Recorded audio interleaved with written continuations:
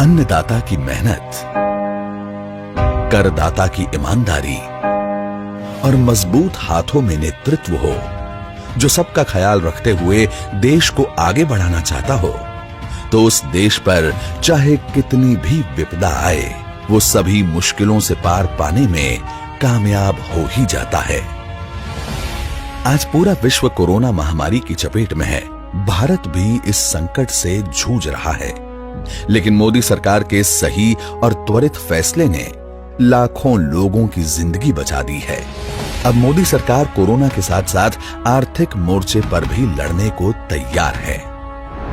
मोदी सरकार एक तरफ 20 लाख करोड़ का आत्मनिर्भर भारत पैकेज देकर भारत को आत्मनिर्भर बनाने की दिशा में आगे बढ़ रही है, वहीं प्रधानमंत्री गरीब कल्याण योजना के तहत प्रवासी मजदूरों को अपने गांव में ही रोजगार मिले, इसकी व्यवस्था में जुटी हुई है। गरीब कल्याण रोजगार अभियान के तहत आपके गांव के विकास के लिए, आपको रोजगार देने के लिए 50,000 करोड़ रुपए खर्च किए जाने हैं। इस राशि से गांवों में रोजगार के लिए, विकास के कामों के लिए करीब 25 कार्य क्षेत्रों की पहचान की गई है। ये 25 काम या एक प्रकार से 25 प्रोजेक्ट्स ऐसे हैं जो गांव की मूलभूत सुविधाओं से जुड़े हैं, जो गांव के लोगों के जीवन को बेहतर बनाने के लिए है।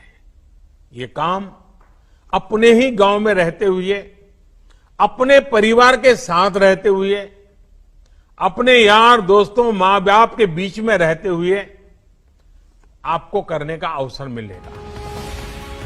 इसके साथ ही कोरोना संकट में कोई व्यक्ति भूखा न सोए, इसके लिए मोदी सरकार जी तोड़ मेहनत कर रही है।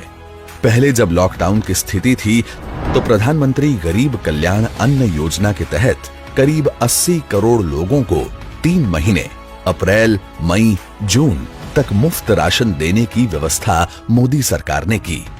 अब जबकि वर्षा ऋतु आ रही है, लोगों के पास खेती के अलावा कुछ ज्यादा काम नहीं होता है और त्योहारों का भी आगमन हो रहा है, तो ऐसी स्थिति में गरीबों के घर भोजन का संकट न हो, इसके लिए मोदी सरकार ने प्रधानमंत्री गरीब कल्याण अन्न योजना का विस्तार करते हुए इस निशुल्क राशन वितरण की योजना को 5 महीने के लिए और बढ़ा दिया है।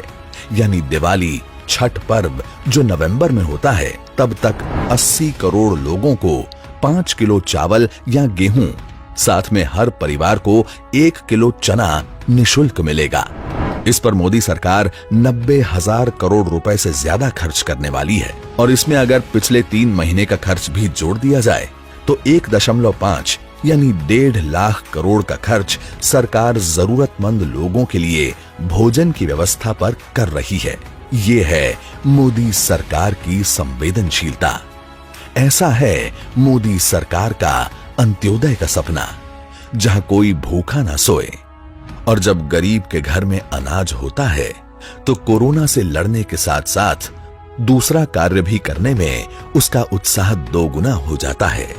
हाँ, अभी देश में बाधाएं आई हैं, पर ये हमें आगे बढ़ने से डिगा नहीं सकती।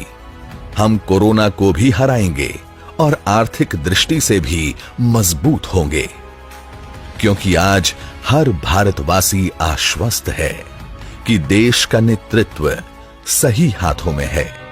देश के अन्नदाता यानी हमारे किसानों से लेकर ईमानदार करदाता तक सभी मोदी जी के साथ कंधे से कंधा मिलाकर खड़े हैं।